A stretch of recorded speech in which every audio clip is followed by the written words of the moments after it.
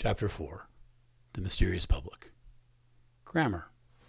The idea that counterterrorism and security generally exist to protect the public is not only the view from within the secret college.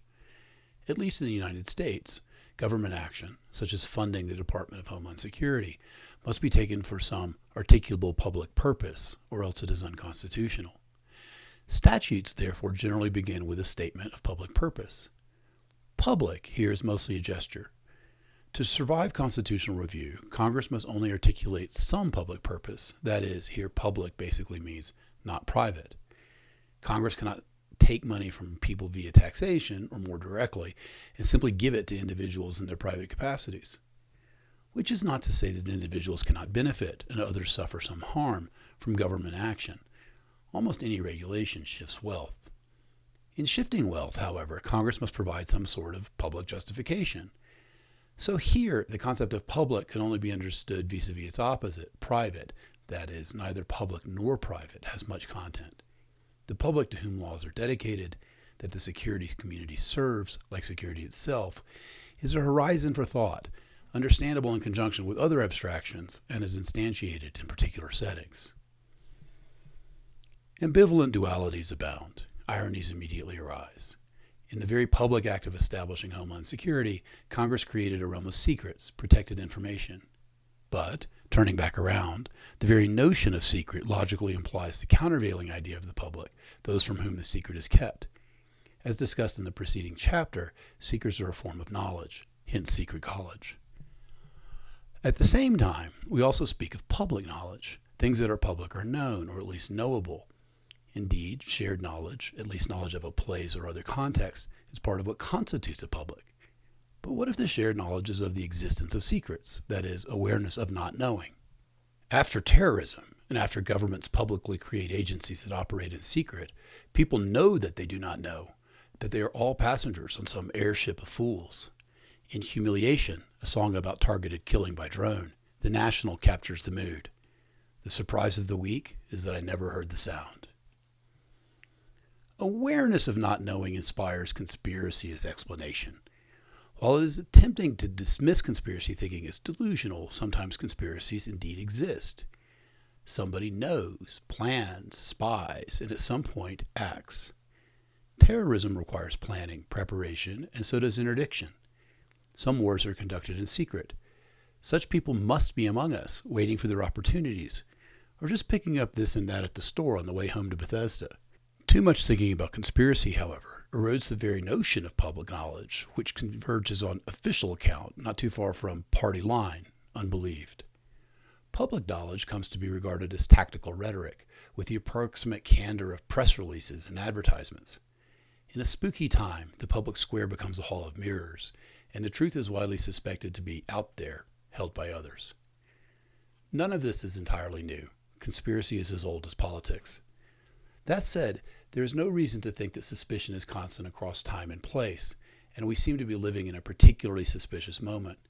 History matters, and this seems to be a particularly fragile time for the res publica, the things that we hold in common. No doubt many social dynamics are at play. Surely, for example, the radical rise in material inequality in all developed countries, which has more than a little to do with the development of new technologies, tears at the sense that we share public spaces. While there are no doubt other reasons for the current state of public, however, changing notions of security are part of the story. As already noted, security has been understood in different ways over the centuries. With the end of the Cold War, the word began to spread through the archipelago of contemporary social life and was used to describe all sorts of problems, not just the protection of airports and other critical infrastructure from armed attack. But as already suggested, security does not exist in conceptual isolation.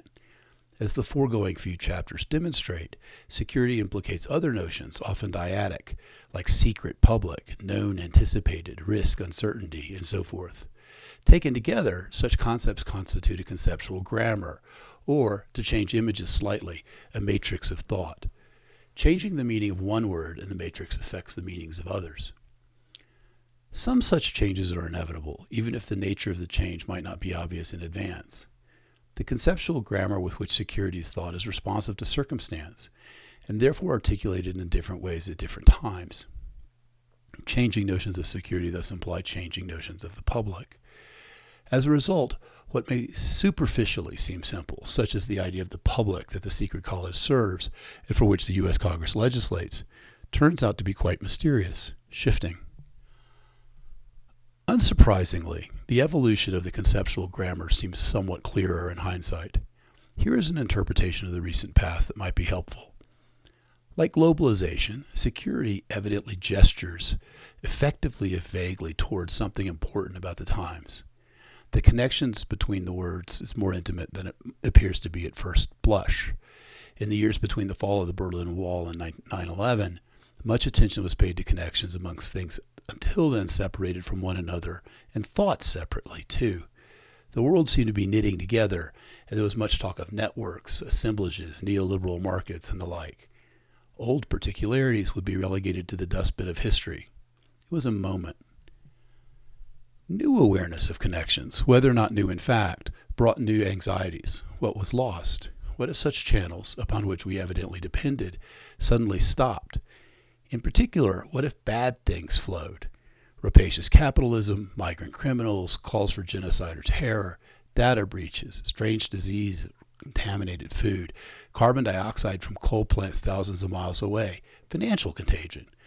And soon enough, events confirmed and specified fears. 9/11, the global financial crisis, including the European debt crisis, migrant crises, the poisoning of social media, the brooding omnipresence of climate change and mass extinction, all this before the COVID-19 pandemic that broke out as this text was being finalized.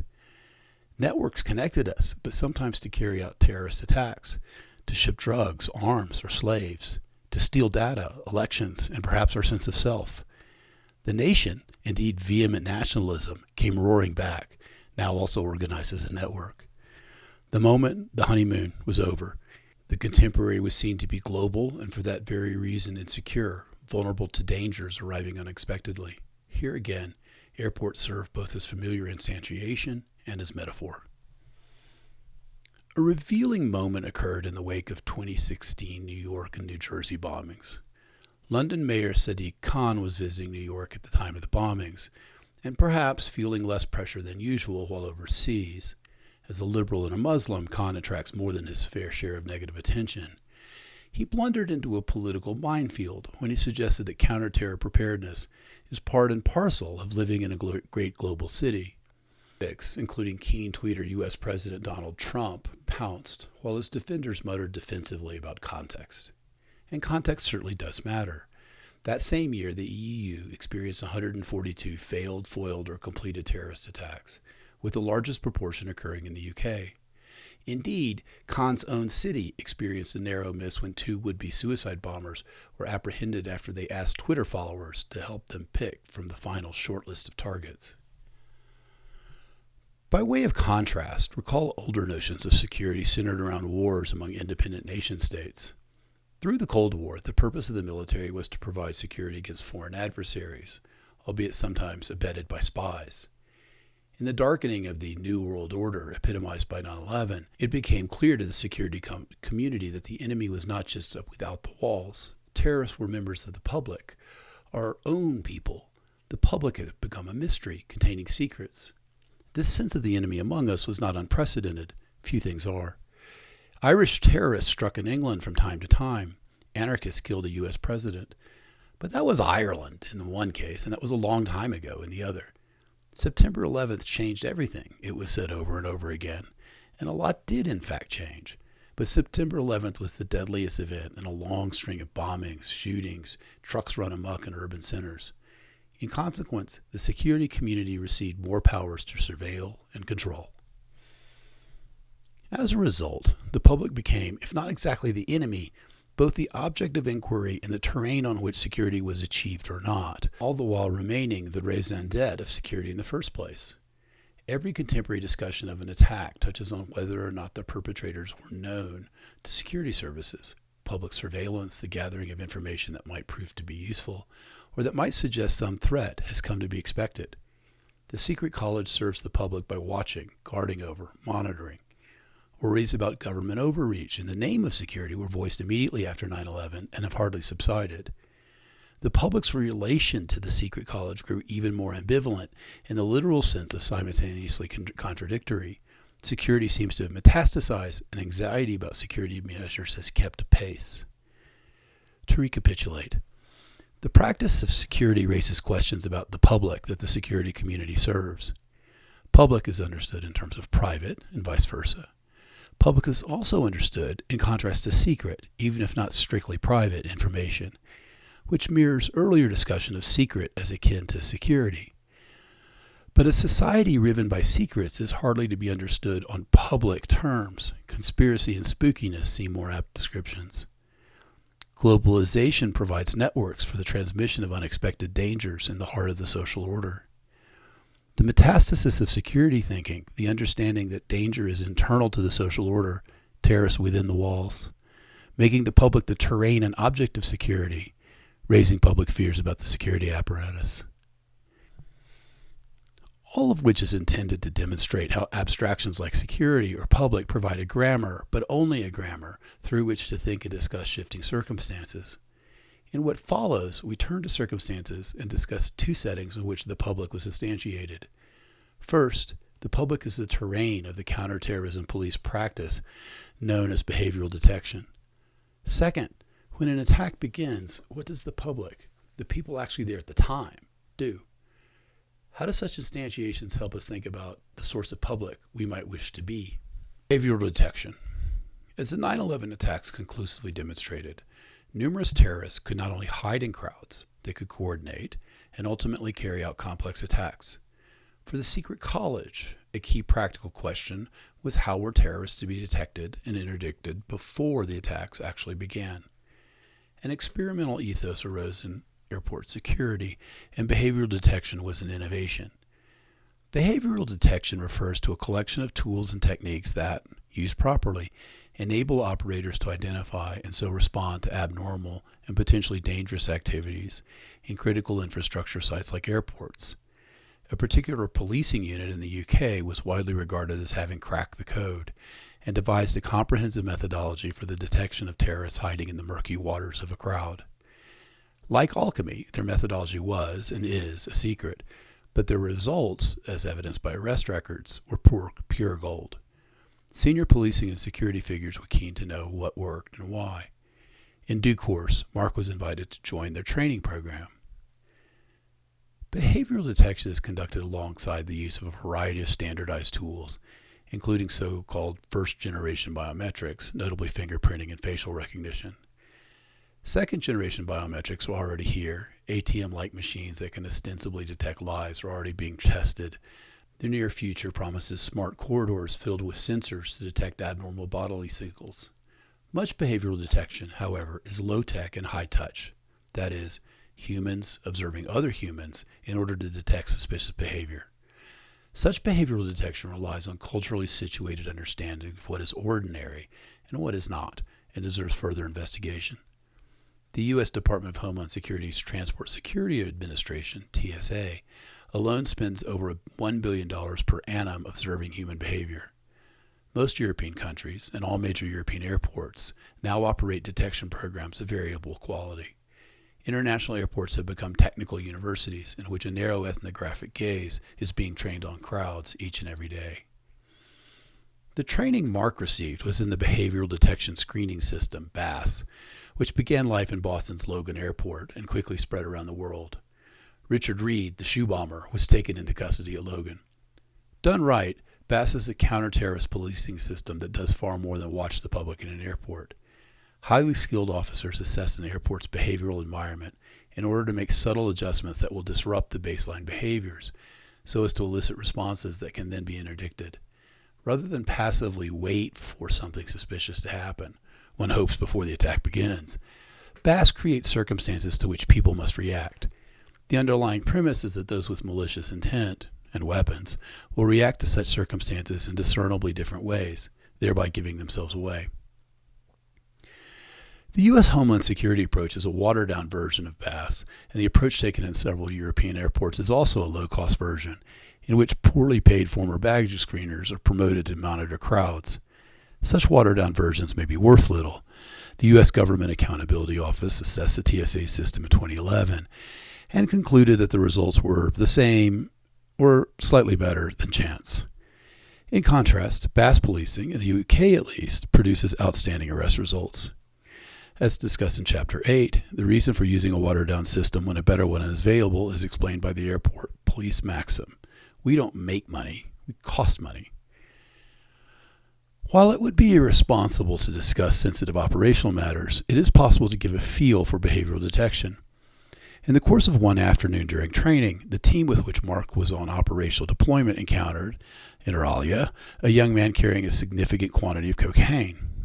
The team altered the crowd baseline, and the young man betrayed himself with the exaggerated bodily reactions of a 1920s silent movie actor.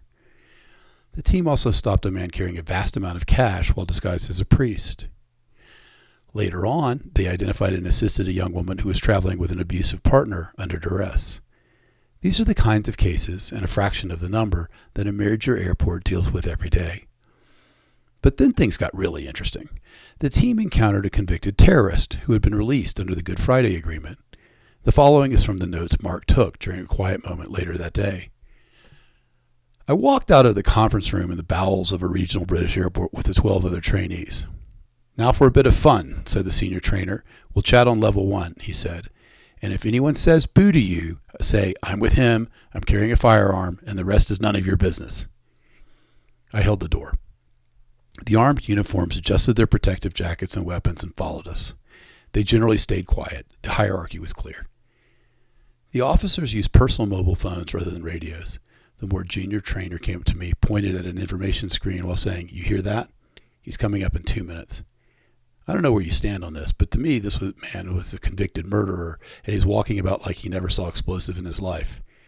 You know there'll be trouble if we stop him. He's a citizen now. It's all in the past. You don't even think of staring. The habit, however, I looked at the gaze of my opposite number across the hall, and when he redirected his gaze, I involuntarily looked at the tall, thin, pale man.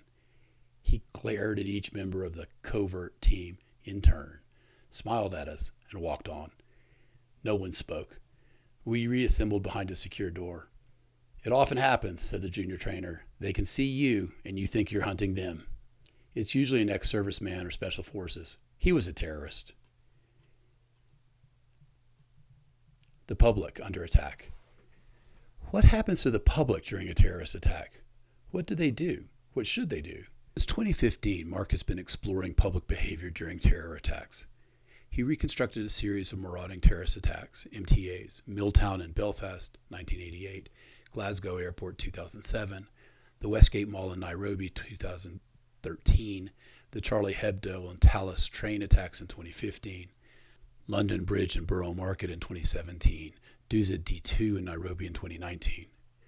On one level, this is a practical project about how to make spaces like airports safer, and there's significant media interest in how we, the public as constituted by media, behave in extraordinary situations.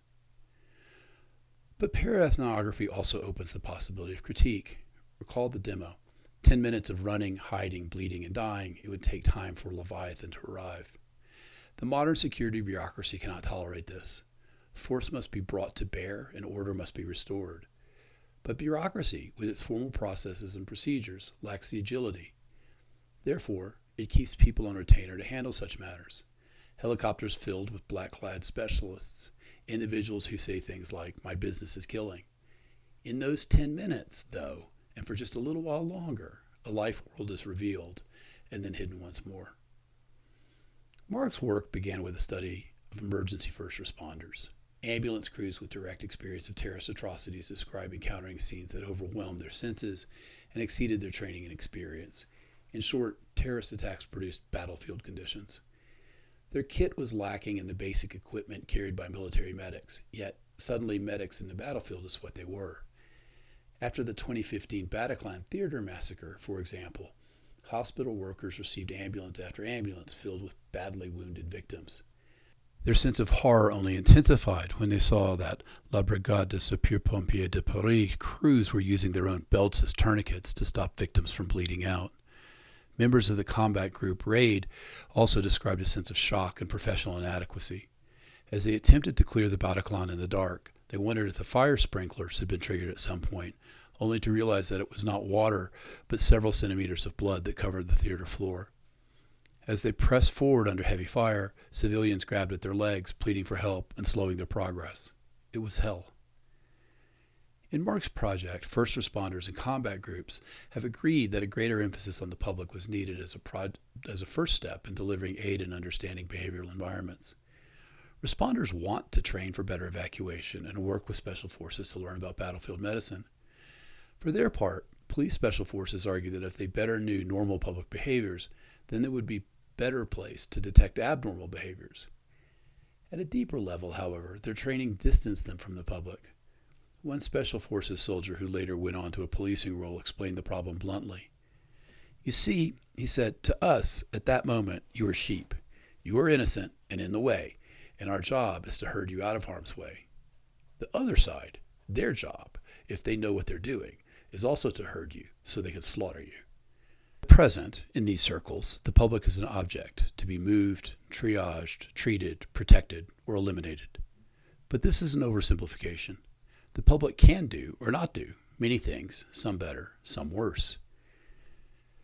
Discussing the public during a terrorist attack, however, is a little like talking about the public in an airport. Who exactly do we have in mind? Are members of the public researchable communities or just individuals and groups thrown together momentarily in a society of strangers? Moreover, how can one possibly compare an event in Northern Ireland with one in Kenya, or an event in an airport with one in a small urban enclave? On the other hand, while differences exist, media reporting often sounds the same notes. Crowds apparently panic, and raw human emotions are exposed by sudden violence. Maybe the journalists are not wrong. Maybe broader lessons may be learned. What role do instincts play here, and how variable are human reactions along the lines of culture, gender, class, and age, for starters? Months of conversation with counterparts resulted in a list of case examples. Mark's research includes relatively recent events in a variety of spaces and regions to elicit the universal and particular in reactions, together with a sample of failed, foiled, and successful attacks. From the extraordinary marauding attack on Milltown Cemetery, Belfast 1988, forever captured by BBC cameras, to the massacre inside Nairobi's Westgate Mall, each case offers different points of interest, from the composition of the crowd to the aims of the attackers and the weapons deployed. Significantly, the time scale of each attack also varies considerably, from a few minutes in the case of Tallis to many hours, even days, in the case of Westgate Mall. Why focus on the first 10 minutes, such a precise time? In emergency medicine, there is a temporal concept called the golden hour, which refers to the period following traumatic injury during which medical intervention stands the greatest chance of saving a life. Emergency services also speak of the platinum 10 minutes, during which a crew assesses the event and implements their plan. All of this is to say that it is common to break up an event into moments when best practices can be implemented. Time matters, especially in emergencies. For counter-terrorist armed response teams, time also matters. The ideal scenario is to be on site already, or at least close. For example, when the 2015 San Bernardino attack occurred, a SWAT team, as luck would have it, was training nearby.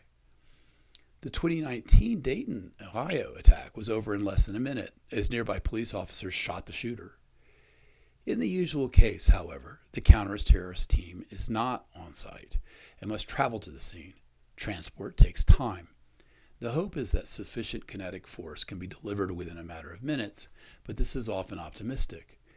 Once there, the armed counter-terrorist response team must clear the area, neutralizing all threats, before emergency medical aid can be delivered.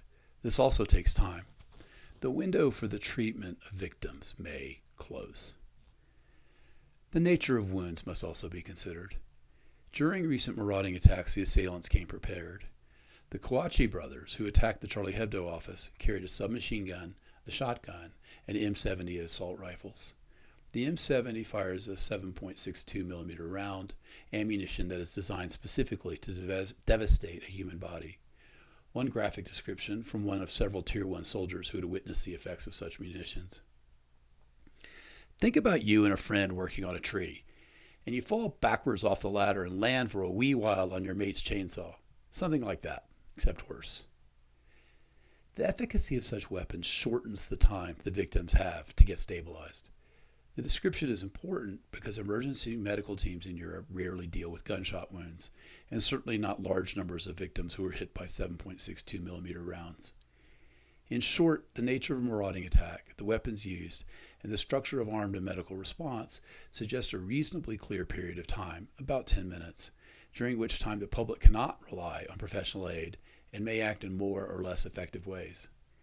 During that time, the public will be alone with attackers, and even basic interventions, from evacuation to medical kits, can save lives. While much has been learned already, conclusions cannot be final. The public comprises people with many differences, some alluded to above. There is no baseline MTA. Moreover, people learn, and therefore public responses may change.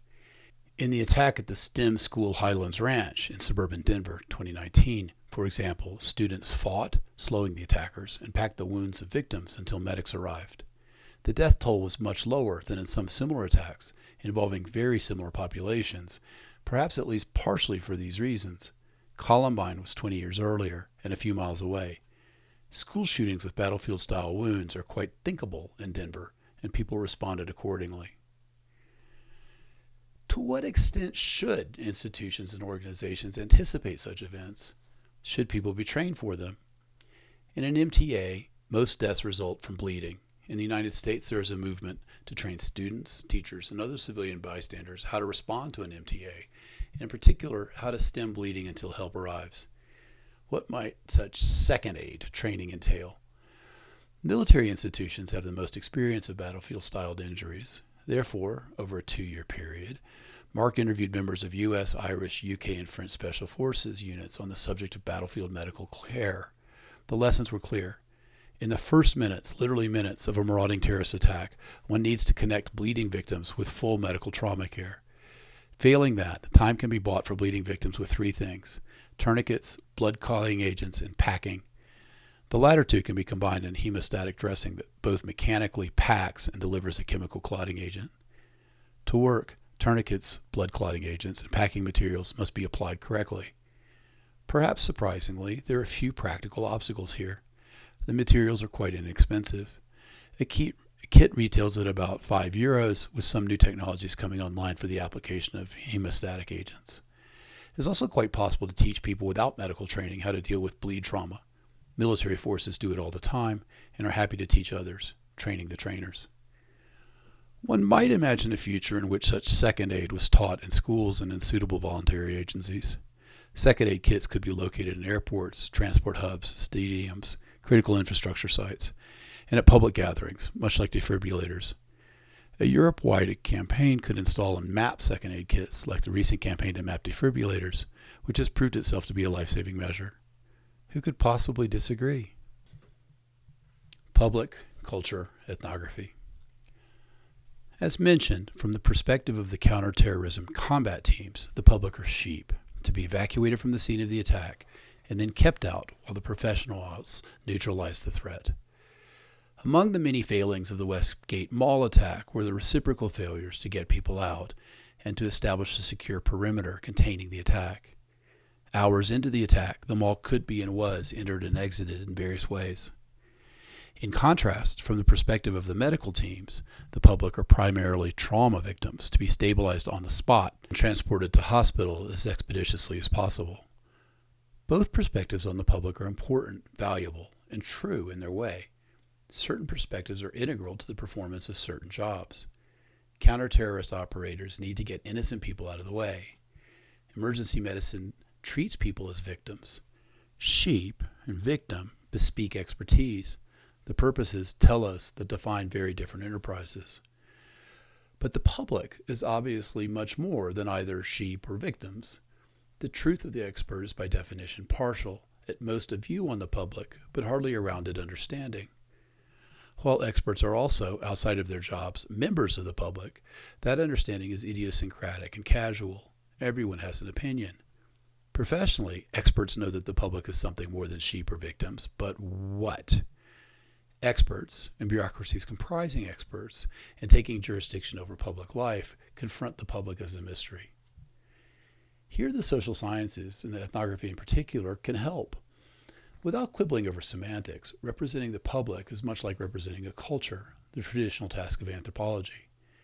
Ethnography addresses the public and bureaucracies in many ways, discussed in the course of this book, but experts tend to have rather pragmatic demands.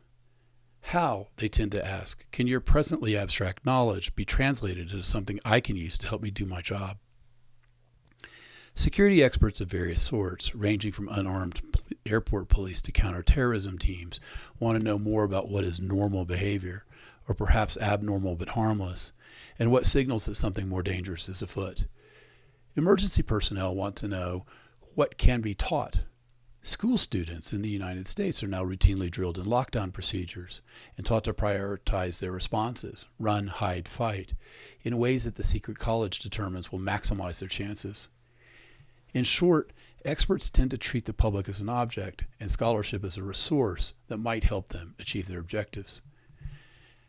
Asking ethnography to help improve security practices, necessarily implicating violence, raises any number of intellectual and political problems. Any effort to bring scholarship, philosophy, to the aid of politics, especially violence, is problematic, and has been at least since Plato went to Syracuse to help the king. At this point in the text, however, it is worth articulating two thoughts to be developed. First, in any number of present situations, the structure of expert discourses creates limited views of the public. The public, both in the physical sense of actual crowds and places, and the broader sense of the social space betwixt and among the silos, evades articulation by experts, precisely because they are experts. We argue, however, that this public is not only a key space for contemporary anthropology, it offers the possibility of a sort of democratic politics. Getting there will require us to offer something of a theory of bureaucracy, and to suggest new roles for ethnography, whether or not understood as an academic enterprise. Second, the sorts of interventions that expert discourses request change the environment in which we live and are therefore at bottom public and political and not expert questions. During the Cold War, school children were told to duck and cover under their desks. This was ridiculed, but now they are taught much the same thing, and also how to pack a wound to staunch internal bleeding. Few of these children will confront an MTA. In the United States, however, MTAs are increasingly woven into the social fabric. In what may or may not be denial, the response to the threat of MTAs in Europe has so far been much more muted. The more general question, however, is at what point do the demands of security experts, or any other experts, become excessive? As argued in Chapter 2, the logic of paranoia within reason has no endpoint. Ethnography can help us step outside the security discourse and ask after public values. We are quite aware that extensions of state power are commonly understood in the academy as efforts to achieve the dark dream at the heart of the state, total supremacy. As discussed, the logic of paranoia within reason is totalitarian. The practice may not be. That is, organizations and individuals generally do not follow their logics to their often bitter ends. That said, totalitarianism certainly must be feared today. It also bears remembering, however, that the extensions of state power discussed here happened in the wake of 9/11. That is, the state extended its power in response to massive failure. To the question of failure, we now turn.